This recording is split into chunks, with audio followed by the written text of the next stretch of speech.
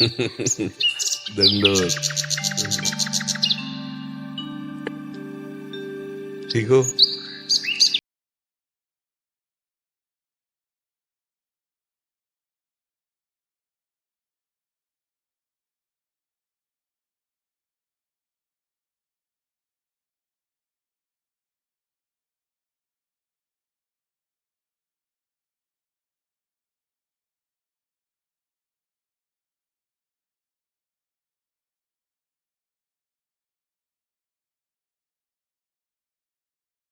तो जैसे भजन नहीं किया तो फिर ये नाम कीर्ति कितने दिन रहेगी? संसार कितने दिन याद? रामकृष्ण को याद नहीं करना चाहता तो और किसको याद करेगा?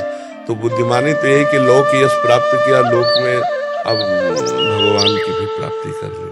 हाँ, जीवन का लाभ यही कि जितेंद्रिय होकर और अच्छे महात्मा बनकर भगवान की प्राप्ति कर लो। लोक यश प्राप्त किया, अब परलोक की जब लोक में अपनी धाक जम गई ना, तो अब परलोक में भी जमा तो बात जम पाएगी। नहीं तो आपके पास जो कुछ है सब यहीं का है। यहाँ से जब चलने की तैयारी आएगी तो आपके पास कुछ नहीं रहेगा। मेरी बात समझ लीजिए ना, ये शरीर रहेगा जिसके द्वारा आपको यश प्राप्त हुआ है, और यश से जो आपको धन मिला वो धन भी नहीं रहेगा, दूसरे लोग उपभोग करेंगे। आपके पास अगर नाम नहीं है भगवान का, भजन नहीं है, तपस्या नहीं है, तो फिर वो बात नहीं बनेगी। तो हमें लगता है आपके ऊपर भगवान की कृपा है जो आप सावधान होना चाहते हो, नहीं तो बहुत बुरी तरह फंस जाते हैं, बहुत बुरी तरह। यश कीर्ति के एक ऐसा जाल होता है, अब उसके नीचे उतर नहीं सकता है। एक लेवल होती है ना, जैसे आप उस लेवल में यश में चढ़ गए तो अब उतर नहीं सकते। अब उस लेवल में जीने के लिए अर्थ चाहिए, और अर्थ के लिए कुछ भी करना पड़े। फिर आदमी क्या करता है, अपनी लेवल बचाने के लिए, पोजीशन बचाने के लिए कुछ भी करना, बस इसी में जीवन व्यतीत हो जाता है। धीरे धीरे अवस्था कम होती चली जाएगी, वृद्धावस्था, अब शरीर ही भारी पड़ जाएगा। तो हम ये कहते हैं कि नाशवान शरीर है, आज नहीं तो कल धोखा दे जाएगा। तो इसलिए अभी स्वस्थ हो आप, अभी जो चाहो कर सकते हो, तो आराम से भजन में लगो। कमा कर अगर इतना हो गया हो कि आप एक वास खरीद सकते हो, आप खा पी सकते हो, तो भारत में कहीं भी रहो, बखूब नाम जप करो। नाम जप से सब मंगल हो जाएगा, धीरे धीरे मन बदल जाएगा। और हम कहते हैं मन बहुत बढ़िया तुम्हारा है, इतने बड़े भोग विलासिता के बीच में रहकर भी तुम्हारे मन में अभी इतनी जगह है कि मैं भगवत प्राप्ति करूं। और भगवान कह रहे हैं, भोगैश्वर्य प्रसक्ता नाम तया प्रहृत चेतसाम व्यवसायत्मिका बुद्धि समाधो न विधीयते। जो भोग और ईश्वर में फंस जाता है वो कभी ये नहीं सोच पाता कि मैं भगवत प्राप्ति करूं। और आपकी सोच है, इसका मतलब अभी भगवान आपको बचा रहे हैं, तो अभी निकल जाओ। नहीं, जैसे आपका यश व्याप्त है ना, जैसे आपका समाज, तो वो फिर उसी में लगा रहता है। आप निकलो, भगवान की तरफ चलो, ठीक है। और जो सहयोग चाहिए तन से, मन से, वचन से, वो हम आपको सहयोग कर रहे हैं, क्योंकि आप खूब आनंदित होकर के चलो, ठीक है। जैसे तो वीर महान ऐसे बनो कि माया को परास्त करो, है ले सिंह की तरह दहाड़ता हुआ ऐसे।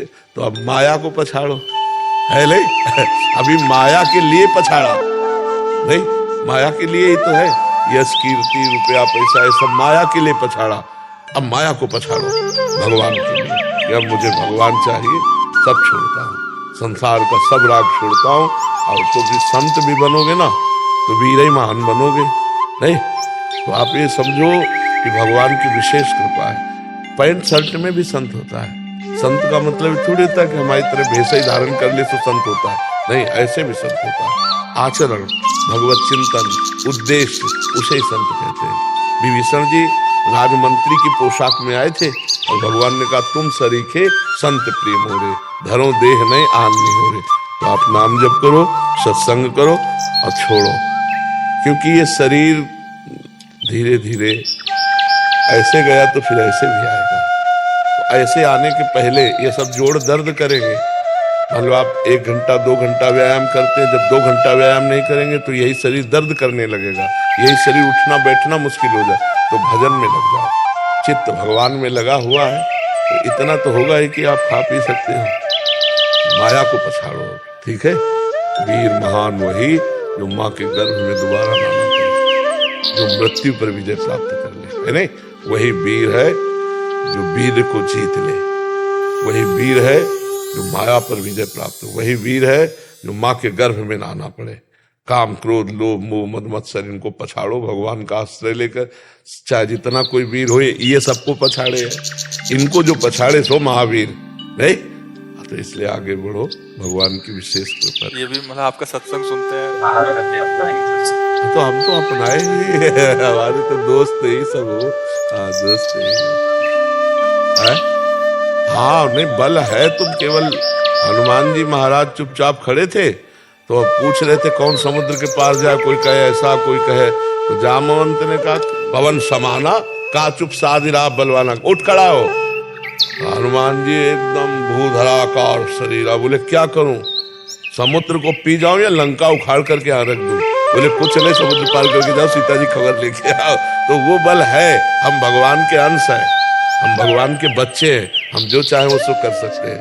बिल्कुल आप निश्चिंत रहो, नाम जप करो, नाम में एक अपार सामर्थ्य है, वो आपको दिशा देगी। क्या नाम जप करें, क्या जप? जो प्रिय लगे, हमें कहते हम तो हमारा प्राण प्रिय तो राधा राधा नाम है, आपको राम कृष्ण हरि शिव जो प्रिय लगे वो नाम जप करो। आपको कौन सा प्रिय नाम लगेगा? अभी तक तो राधा राधा। हाँ जो नाम प्रिय लगे उसी को अधिक मात्रा में जपो, बहुत इससे पावर मिलेगा आपको। अब देखो शारीरिक बल अलग चीज है, आध्यात्मिक पावर अलग चीज है। बाहर के वीरों को तो हम गोली से या भुजा से परास्त कर सकते हैं, लेकिन अंदर के वीरों को नहीं। जो अंदर अटैक करते हैं उनके लिए आध्यात्मिक ज्ञान चाहिए और उसके लिए आध्यात्मिक बल चाहिए, वो नाम के द्वारा मिलेगा। जितना नाम जप करोगे आपको खुद महसूस होगा। ठीक है